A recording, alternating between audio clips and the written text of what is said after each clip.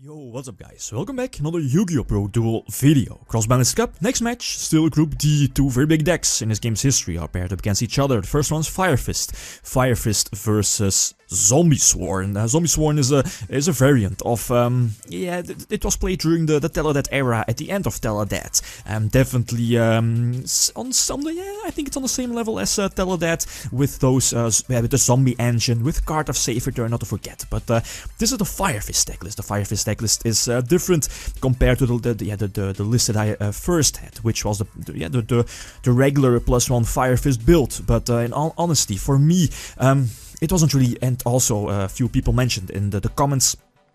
For me, there wasn't really any nostalgic factor on that +1 Fire Fist list. It's basically just a weaker version of the current possibility and the current format, the 2016 to play Fire Fist.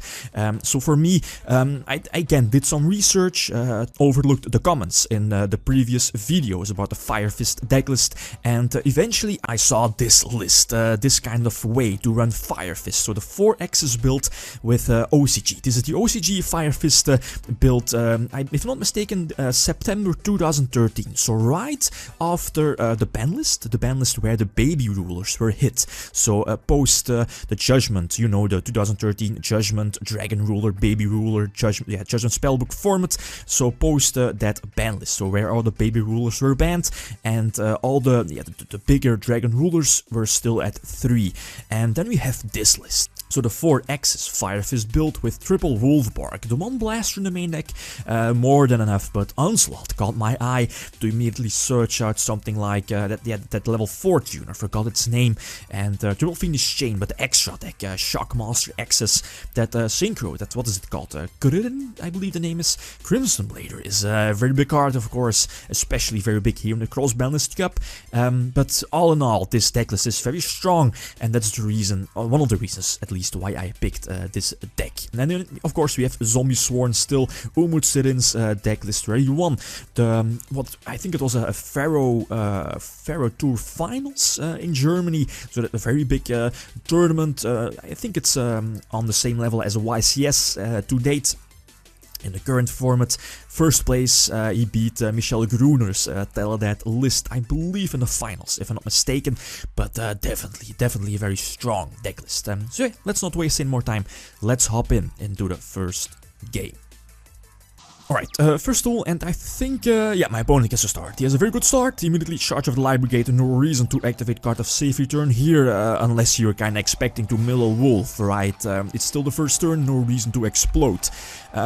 So yeah, again, my turn, he only sets one card. I think he had two options, either normal summon the Lilac to get some mills, or just set a Plague and set up for next turn, since he can explode next turn, as you can see, with the Plague Engrave, the Mizuki Engrave, and the Card of Safe Return Brain Control. He can definitely push an OTK next turn, but this Fire Fist build has access to Crimson Blader, and yeah, that's very solid, of course. He's under Crimson Blader, so he cannot Synchro Summon, at least, yeah, Synchro Summon for higher level monsters during his own turn due to Crimson Blader. Not going to activate Tencent, of course, since I always get Crimson Blader back.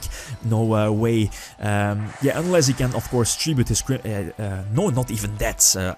Always would have gotten back the Crimson Blader. And here I can just attack for a game, thanks to the power of Wolfbark and Tensu, right, to get me an extra summon. So GG, well played. Crimson Blader MVP. Game number 2, he again has an excellent start. He can again explode during his own turn, but Maxi prevents that. At least, yeah, he can special summon and draw a lot of cards, as you can see here. Multiple Lumina, multiple Mizuki, Burial from a different dimension, and I think he also milled Militias and Plague Spreader. That definitely, without the Maxi, I already would have lost here, definitely.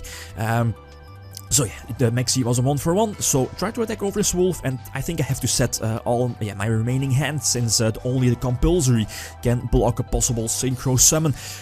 But yeah, Heavy Storm, yeah, that's how it was. Does my opponent have the Heavy Storm or not? I think I had to take the risk, no. But now we can just, no Maxi, yeah, no Maxi, no Veiler, so we can just explode again, just pump out those synchros. And Avenging Knight Parset, not that common, you see the card here, but it has its uses. Put one monster from the opponent in defense, and it can also attack over defense, so it's definitely a nice card here in the Zombiesworn decklist. So we can attack for a game. So 1-1, but again, very important, I have the advantage, I start off. So hopefully a very good hand. It's okay, I have to set 3 and take the risk that my opponent does not have Heavy Storm. Otherwise, I'm forced to use my Judgment here.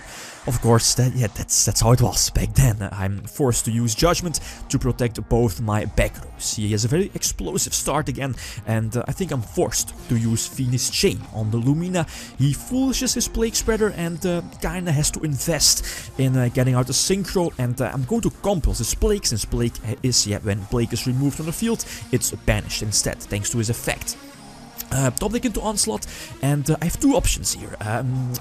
I think I can definitely go for my Tiger King. So Tiger King, 2 options. Either go for Tanky to make sure that I have a play ready for next turn in the form of Wolfbark, or go for, what is it called, that Gyoku that can block his face down back row, since I know the decklist and his Crush card is already gone, so it's either a Bluff or a Mirror Force. But if I went for that Gyoku card, okay, I can block a possible Mirror Force and attack with both monsters, both my monsters over his monsters, but then he still has a way to come back, like go for, what's it called, yeah, maybe top deck a Plague Spreader, since he again has a Malicious in his grave that's alive, so I don't want to risk that, and that's why I went for Tanky. But it was a Mirror Force eventually, but it didn't really matter that much. Again, Tanky making sure that I have a possible play next turn in the form of Wolfbark, pop his monster, and again, a few options. Can go for Cardinal to send back his Necro Gardener. He definitely would have changed it, so Cardinal wasn't really an option here, but I just go for Shockmaster to make sure that I can attack for a game. Shockmaster calling monsters, and yeah, no way to use Necro Gardener a second time. So GG, very cool. The new Fire Fist, OCG Fire Fist decklist from 2013, definitely putting in work. So yeah, guys, definitely stay tuned for the next match. Lithium signing out. Peace.